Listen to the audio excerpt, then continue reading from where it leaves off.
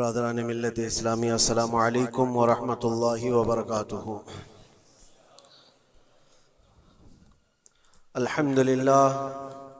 अल्हम्दुलिल्लाहिल हन्नानिल mannan अल्लज़ी खलक़ल इंसान व अल्लमहुल बयान वस्सलातु वस्सलामु अला रसूलिही सय्यिदिल इंसी वल जान व अला आलिही व अस्हाबिही ज़विल खैरि वल इहसान, अम्मा बअद।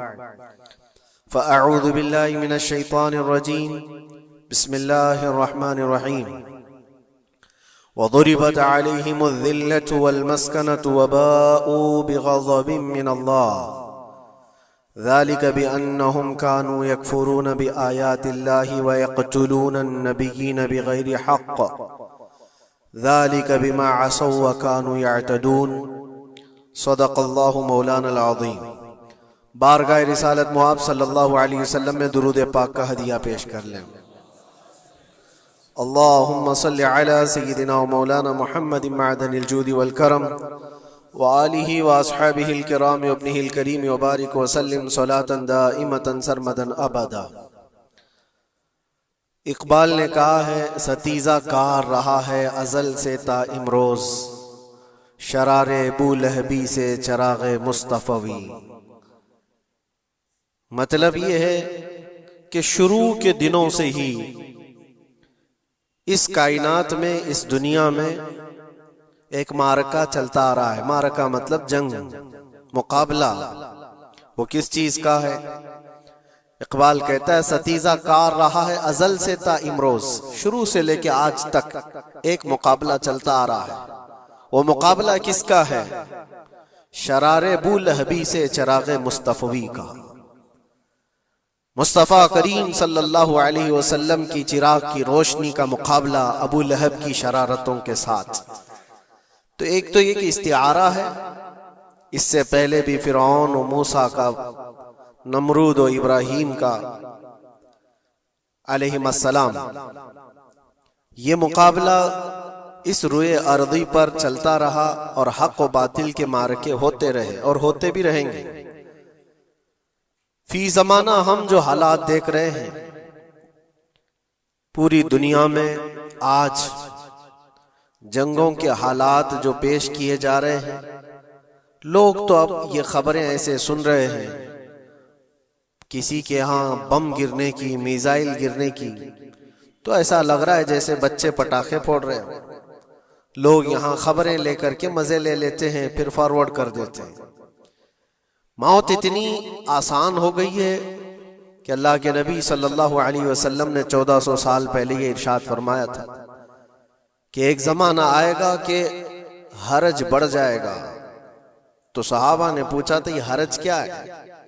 तो हुजूर अकरम सल्लल्लाहु अलैहि वसल्लम ने इरशाद फरमाया था कि कत्ल बहुत ज्यादा होगा। एक दूसरे का कत्ल इतना ज्यादा होने लगेगा कि लोग उसकी परवाह भी नहीं करते। आज मुझे आज बताओ, दुनिया पूरी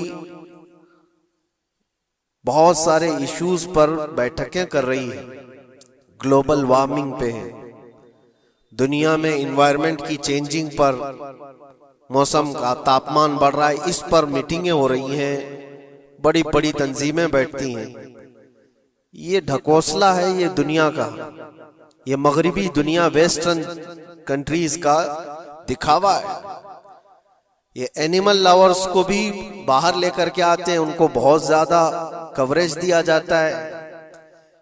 ये कुत्ते से प्यार करने वाला है, ये मुर्गी से प्यार करने वाला है। जालिमों, 40,000 नहीं 50,000 लोगों को फिलिस्तीन में तुमने ना हक मार दिया, उस पर कोई बैठक नहीं करते। मौत इतनी आसान है इंसानों की। जंग जिससे है, मुकाबला जिससे है, तुम्हारा आपस में बराबर की ताकत का मुकाबला हो तो समझ में आए कि एक दूसरे की फौजों से मुकाबला है। इधर की फौज भी मर रही, उधर की फौज भी मर रही है, लेकिन निहत्ते बच्चों का क्या कसूर? बल्कि वो गोद में आए हुए अभी जिन्होंने शऊर की आंखें भी नहीं खोली, दूध पीते बच्चों के जो कत्ल हुए हैं। तारीख में आपने पढ़ा होगा, फिरौन ने 12,000 बच्चों का कत्ल किया था, सिर्फ इस गुमान से कि उसने ख्वाब देखा था बनी इसराइल में एक बच्चा पैदा होगा जो उसकी सल्तनत को हिलाक कर देगा। ख्वाब की वजह से काहिनों ने उसको बताया था, उसने ख्वाब ये देखा था कि आसमान से एक तारा टूटकर उसकी गोद में गिरा और आग लग गई। तो नजूमियों ने उसकी ताबीर ये बताई थी कि बनी इसराइल में एक बच्चा पैदा होगा जो तेरी सल्तनत को हिलाक कर देगा। उस डर से बनी इसराइल में जो भी बच्चा पैदा होता उसको कत्ल करता था।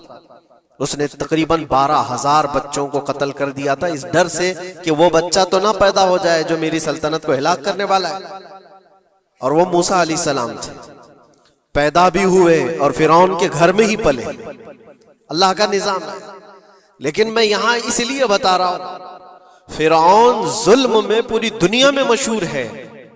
वो औरतों को भी जालिम इस तरह से मारा है कि जिसकी तारीख में मिसाल नहीं मिलती। लेकिन मैंने अपनी जिंदगी में देखा, आज के जमाने में इजराइल नाम से एक नाजायज हुकूमत पर काबिज शख्स ने 12,000 नहीं 50,000 लोगों को साल भर में कत्ल कर दिया। ये तारीख का भयानक चेहरा है। आज लोग इसको हल्के में ले रहे होंगे, न्यूज वाले एक तरफा रिपोर्ट करते हैं क्योंकि इनको इनके बाप दादाओं से डर है, जहां की खाते हैं वहां की गाते हैं। लेकिन बाद को ये सच्चाइयां जनरेशन में मुंतकिल होती रहेंगी। कभी तो आएगा कोई इंसाफ की नजर रखने वाला। और इंसानियत का कत्ल कितना बड़ा कत्ल है। एक शहर के 50,000 लोगों को कत्ल कर देना, और ऐसे कि वहां की इमारतें पूरे राख के मलबे में चली गई। सदियां लग जाती एक शहर को बसने में, एक घर को बनाने में आदमी की अपनी जिंदगी गुजर जाती है। क्या क्या अरमानों से घर बनाते हैं, लेकिन एक पल में किसी का घर उजाड़ दिया, उसके सामने तड़पते हुए उसके बाप की लाश हो, मां की लाश हो। वो तस्वीरें क्या आपने नहीं देखी कि एक बाप छोटी सी बेटी को लेकर के दौड़ रहा है तो उसका बेटा अलग पैर और हाथ जले हुए बम से तड़प रहा है। वो किसके दर्द को देखे। यहां तक कि मैंने देखा कि बेटी को बाप ये नसीहत कर रहा है, थोड़ा और सब्र कर ले बेटा, शहादत मिलने वाली है। कौन करता है मौत से पहले अपने बच्चे को इतनी तलकीन कर दे। हालात ऐसे। दूसरे एक कि वहां पर खाने पीने की ऐड कोई जा नहीं सकती, उस पर पाबंदी। दवाइयां ना जाए, उस पर पाबंदी। दुनिया का कोई कानून इस चीज को जायज ठहराता है? मुझे बताओ, आतंकवाद का राग अलापने वाले इन बातों को क्या कहेंगे? इंसानियत अगर कहीं है तो उसका तस्वुर तो करो। किसी के फंडामेंटल राइट्स होते हैं, बेसिक राइट्स होते हैं, खाना पीना, ये उसका इंसानी हक है। दुश्मनी तुमसे जिनकी है उनके साथ मुकाबला करो, आम शहरियों के साथ नहीं। मुखबिर सादिक रसूल अकरम सल्लल्लाहु तआला अलैहि वसल्लम की तालीमात देखो। जिहाद को लेकर जो प्रोपेगेंडा तुम फैलाते हो और हर चीज को जिहाद का लफ्ज दे करके एक ऐसा नैरेटिव क्रिएट करते हो कि लोगों के दिमाग में एक प्रोपेगेंडा फैल जाए। आओ मैं तुम्हें सुनाता हूँ, रसूल पाक सल्लल्लाहु तआला अलैहि वसल्लम जब सहाबा जिहाद में जाते तो उनको किन बातों की तलकीन करते थे। सबसे पहले मुजाहिदीन सहाबा से कहते, जिस जगह तुम जा रहे हो मुकाबला तुम्हारा जिनके साथ है उन्हीं से मुकाबला करना। जो तुम्हारे खिलाफ तलवार उठाए उसके खिलाफ तुम तलवार उठाओ। और रास्तों पर बैठे हुए बूढ़ों को हाथ ना लगाना, किसी औरत के साथ छेड़छाड़ ना हो। हामला औरतें अगर कैद में आ जाएं तो उन्हें छोड़ देना। ये हुजूर पाक सल्लल्लाहु अलैहि वसल्लम की तालीमात है। हत्ता के रसूल करीम सल्लल्लाहु अलैहि वसल्लम ने फरमाया, जिस शहर में तुम्हारा गलबा हो जाए, तुम गालिब आ गए वहां की फौज पर, तो वहां के रहने वालों के बच्चों को ना जुल्म करना, उनको ना पकड़ना। फिर तालीमात में ये है, वो चाहे जिस मजहब के भी लोग हैं उनके माबदों को, उनकी इबादत गाहों को खत्म नहीं करना, उनकी इबादत गाहों को तोड़ फोड़ ना करना जिस शहर में तुम जा रहे हो। यहां तक कि हुजूर अकरम सल्लल्लाहु अलैहि वसल्लम की तालीमात तो देखो, हुजूर ये तक फरमाते थे मुजाहिदीन सहाबा को कि जिस शहर में तुम जा रहे हो वहां के दरख्तों के पत्ते भी ना उखाड़ना, दरख्तों को भी ना नुकसान पहुंचाना। जंगी तालीमात को आज कोई नजर में नहीं रखता है। दुनिया कहती है कि जंग के दौरान भी कुछ उसूल होते हैं, लेकिन कोई उसूल नहीं। हमने देखा है जिसकी ताकत है उसका बोलबाला है। ये दुनिया उनके खिलाफ कभी कोई बात नहीं करती।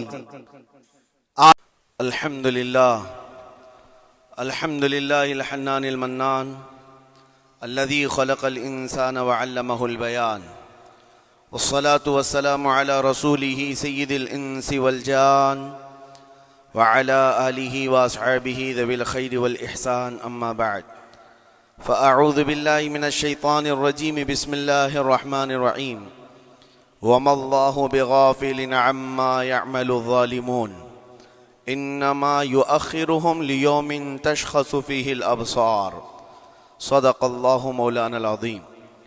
बारगाह रिसालत में आप सल्लल्लाहु तआला अलैहि वसल्लम में दुरूद पाक का हदिया पेश करें। अल्लाहुम्मा सल्लि अला सय्यिदिना व मौलाना मुहम्मदिन मअदनिल जूदि वल करम व आलिहि व अस्हाबिहिल किराम व इब्निहिल करीम व बारिक व सल्लिम सलातन दाइमतन सरमदन अबदा।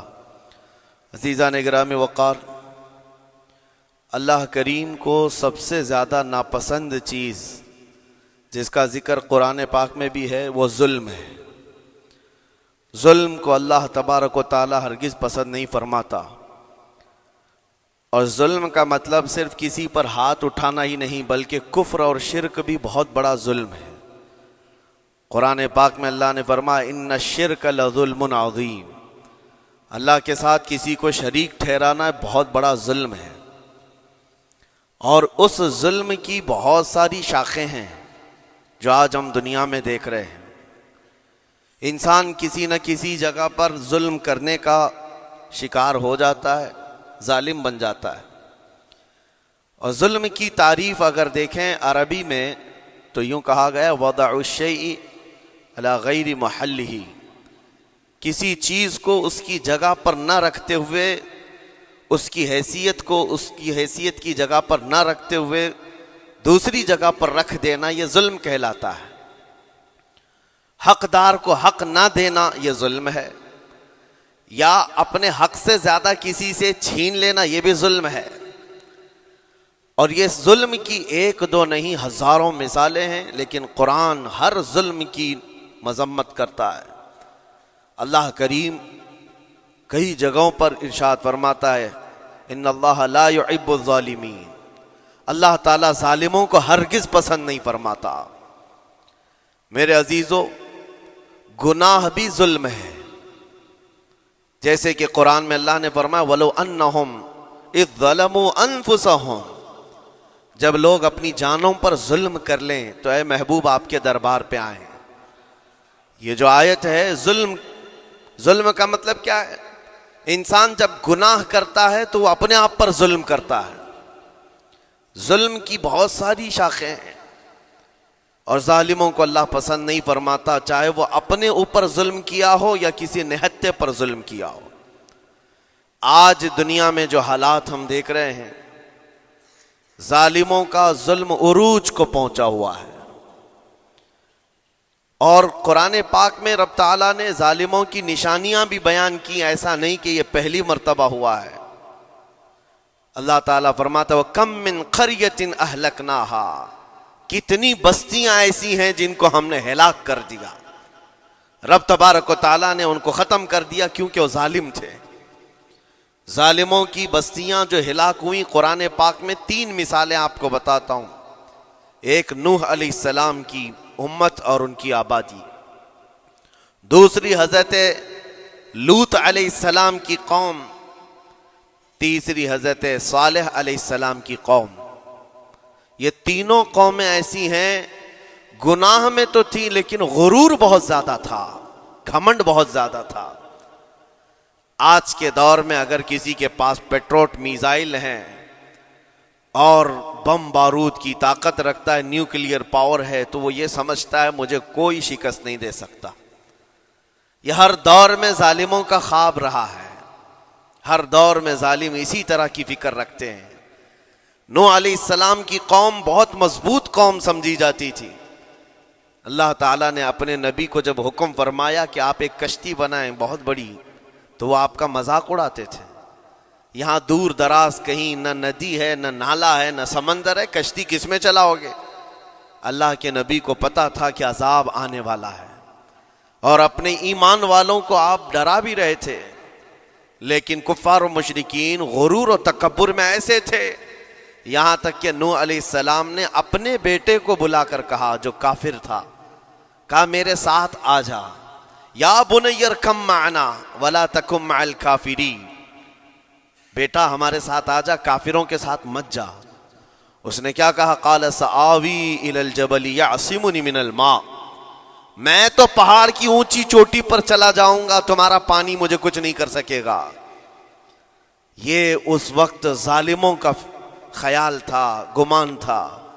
फिर अल्लाह ताला कुरान पाक में फरमाता है, वो फज्जरनल अर्द उयूना, हमने जमीनों के सारे चश्मे फाड़ दिए, हर जगह से पानी के सोते निकले, और फिर आसमान के सारे दरवाजे खोल दिए। फफतहना अबवाब अस्समाई बिमाइन मुनहमिर, अल्लाह फरमाता है आसमान के सारे दरवाजे पानी के खोल दिए, आसमानों से पानी और जमीनों से पानी। फल्तकल माउ अला अम्रिन कद कुदर, सूरह कमर की आयतें हैं। रब ताला फरमाता है पानी इतना बढ़ गया कि जो रब तबारक व ताला की तय की हुई मुअय्यना निशानी थी, वहां तक जाकर पानी मिल गया। रूए जमीन पर कोई बाकी न रहा सिवाय हजरत नूह अलैहिस्सलाम की कश्ती के, कोई नहीं बाकी रहा। जब ये पानी फैल गया, क्या पहाड़ों की चोटियां, क्या महलों की ऊंचाइयां, सब गर्क हो गए। और वो जबाबरा, वो कुव्वत के बादशाह जो कहते थे हमारा कोई कुछ नहीं बिगाड़ सकेगा, सड़ गए पानियों में। सिर्फ पानी अल्लाह ताला भेज दे तो इंसान उसे रोक नहीं सकता, अजाब इलाही को कैसे रोक सकेगा? दूसरी घमंडी कौम, गुरूर में मुब्तला कौम थी हजरत लूत अलैहिस्सलाम की कौम, जो बदकारियों में मुलव्विस थे। अल्लाह का जब अजाब आया तो कुरान पाक में रब ताला फरमाता है, वअमतरना अलैहिम हिजारतम मिन सिज्जील, नोकेले पत्थरों की हमने उन पर बारिश की। फजअलना आलियहा साफिलहा, उनकी ऊंचाइयों को उठा करके नीचे पलट दिया गया। जमीन को फरिश्तों ने ऊपर तक उठाया और उसके बाद पलट दिया। ये पूरी बस्ती गर्क हो गई, खत्म हो गई। ये बस्ती भी वही थी जिसको हजरत लूत अलैहिस्सलाम बार बार तंबी करते थे कि जुल्म से बचो, जुल्म से बचो। जुल्म अल्लाह के अजाब को दावत देता है, लेकिन वो मजाक उड़ाते थे। और जब हिलाक व बर्बाद हो गए, खत्म हो गए, उनकी निशानियां भी बाकी नहीं रही। वो पत्थरों की बारिशें कहां हुई थी वल्लाहु आलम। लेकिन मेरे अजीजों, हमने देखा है जहां ये कौम आबाद थी, उस इलाके को आज बताया जाता है वो जॉर्डन का इलाका था, बहरे मुर्दार, जहां पर आज बाकी है डेड सी। मैं खुद सफर पर देखा, जॉर्डन की एक सरजमीन पर गाड़ी चलती जा रही है और काले काले पत्थर, जहां तक नजर करो सिर्फ पत्थर ही पत्थर हैं, बहुत नोकीले। ऐसे पत्थर मैंने दुनिया में दूसरी जगहों पर नहीं देखा। आज भी उसी तरह से बाकी तकरीबन 100 किलोमीटर 150 किलोमीटर तक सिर्फ पत्थर ही है। बीच में सिर्फ एक रोड जाता है, उसके बाद ना कोई दरख्त दिखता है, ना कोई इमारत है, ना कोई पहाड़ है, सिर्फ पत्थर, पत्थरों का सहरा है। आज की इस सदी में देख करके उन पत्थरों को हैबत तारी हो जाती है। जिस वक्त वो बरसे होंगे उनकी हालत क्या होगी। और मैं ये नहीं कहता बिज़्ज़ब्त कि ये वही पत्थर हैं जो बरसे थे, वल्लाहु आलम। लेकिन मेरे अजीजों, निशानियां आज भी अज़ाब इलाही की मौजूद हैं। तीसरी कौम थी कौम शुआइब और कौम सालेह अलैहिस्सलाम। ये दोनों कौमों के बारे में जिक्र करता हूं। हजरत शुआइब अलैहिस्सलाम की कौम सिर्फ नाप तोल में कमी करती और कुफ्र शिर्क भी करते। शुआइब अलैहिस्सलाम उनको रोकते तो वो उनका भी मजाक उड़ाते। और जब अज़ाब इलाही के आने की बात किया तो जानते हैं क्या कहा उन्होंने? ये वो कौम थी जो पत्थरों को तराश करके घर बना लेते थे। यानी पूरे के पूरे पहाड़ को, पत्थरों का जो पहाड़ होता है उसको तराशते थे। और एक आदमी का एक घर, एक पहाड़। आज के दौर में सारी बिल्डोजर मिल करके नहीं कर पाए, मशीनें मिलकर ना कर पाए। वो उस वक्त के लोग भारी भरकम थे, जसामत वाले थे, ताकत वाले थे। जब वो अपने रहने के लिए एक पहाड़ को तराश सकते थे, 4000 साल पहले की बात कर रहा हूं, उस वक्त मेरे ख्याल से वो अपने जमाने के सबसे बड़े मॉडर्न लोग या तरक्की याफ्ता लोग कहलाते होंगे, सबसे ज्यादा तरक्की याफ्ता कहलाते होंगे। जैसे आज लोगों को लगता है रशिया और अमेरिका बहुत पहुंचे हुए हैं टेक्नोलॉजी में, उस दौर के वो लोग सबसे बड़ी ताकत के रखने वाले थे।